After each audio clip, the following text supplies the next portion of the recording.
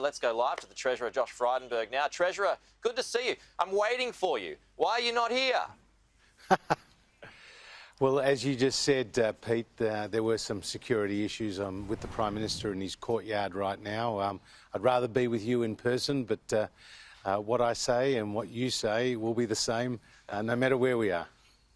OK, let's go to the budget. Did you ever think that you would be delivering a Labor-like budget? Well, this is a Liberal budget. This is a budget that delivers for families with lower taxes, with increased support through childcare, a budget that delivers for small businesses to back them doing what they do best, to innovate, to hire and to grow with tax incentives. This is a budget that leads to stronger regions with significant support around infrastructure, transport and water infrastructure and better telecommunications connectivity. This is a budget that delivers for retirees.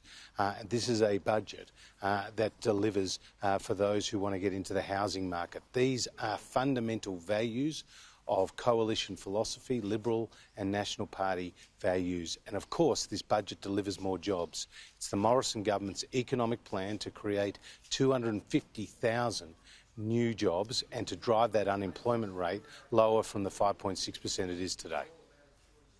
Is all that spending masking cuts to come, though, Treasurer? Well, the increased spending that you've seen, some of it is temporary, like the low and middle income tax offset, like the incentives for business, like some of the infrastructure programs. There is additional new spending, though, that is longer term around aged care, around disability support and mental health.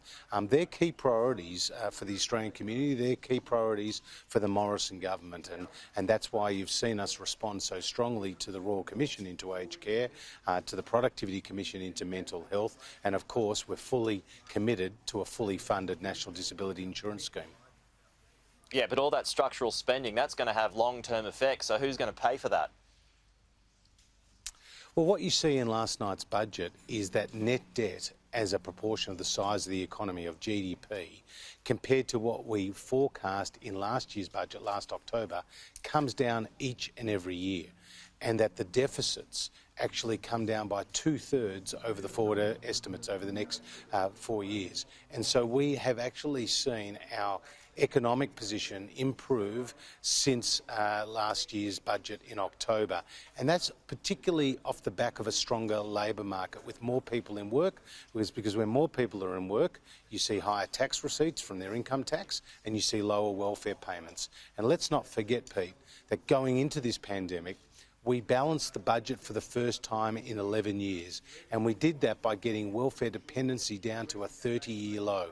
We're going to need to do that again, but we have gone through the biggest economic shock since the Great Depression, and that's why we responded with such unprecedented support. Will you rule out tax cuts, though, beyond the next election if you win? Well, we've already legislated significant tax cuts. There's stage 3 that come in from 24-25, and that's a real reform because what we're doing is abolishing the 37 cents in the dollar tax bracket. And if you earn between $45,000 and $200,000, you'll pay a marginal rate of tax of no more than 30 cents in the dollar. That's 95% of Australian taxpayers. So we have legislated those tax cuts. We're committed to them. It's up to Anthony Albanese to walk the talk when it comes to those tax cuts. He says he supports them, but I'm not so sure. The budget shows a $104 billion improvement, Treasurer, but $96 billion in new spending. Is that fiscally responsible? Well, around half of that spending is actually temporary, directly related to the COVID response. And we have to remember we're in the middle of a pandemic. We're seeing more than 800,000 new COVID cases a day. We have seen Europe go into a double-dip recession. We saw recently Western Australia go into a statewide lockdown. The pandemic is still with us. The virus is still with us. It's deadly, it's stubborn, and we need to remain vigilant. So we've extended some of those health measures, like the telehealth programs, like the support for GPs, like the procurement of vaccines.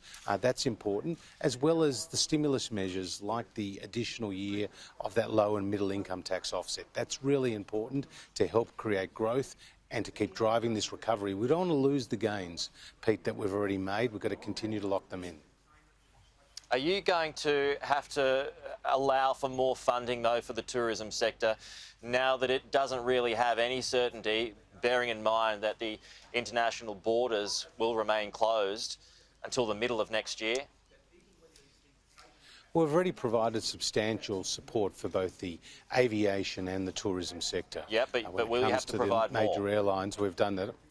Well, again, the substantial support that we've provided is actually doing what it was expected to do, which is to drive jobs and to help the recovery. 800,000 half-price airfares have gone off like hotcakes, Pete, and people are travelling now more freely across the country.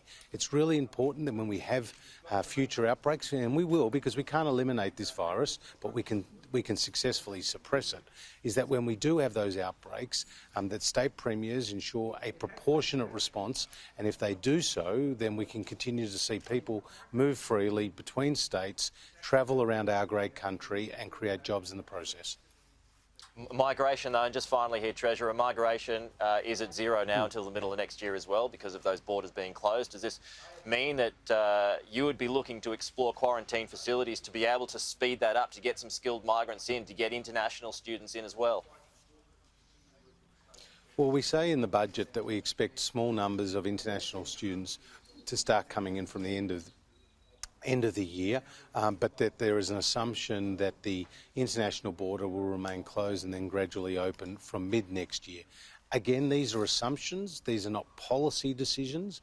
They do depend on the medical advice. The situation is very uncertain, but we will open the borders when it is safe to do so. And of course, it's not just the vaccine rollout, which is a factor, but it's also how the virus is changing internationally, because we've seen new variants of the virus and we've seen images from right across the world, the developing world and the developed world, about how it is continuing to wreak havoc.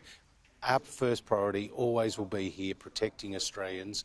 We've done that from the start of this crisis by following the medical advice, and we'll do it to the end of this crisis.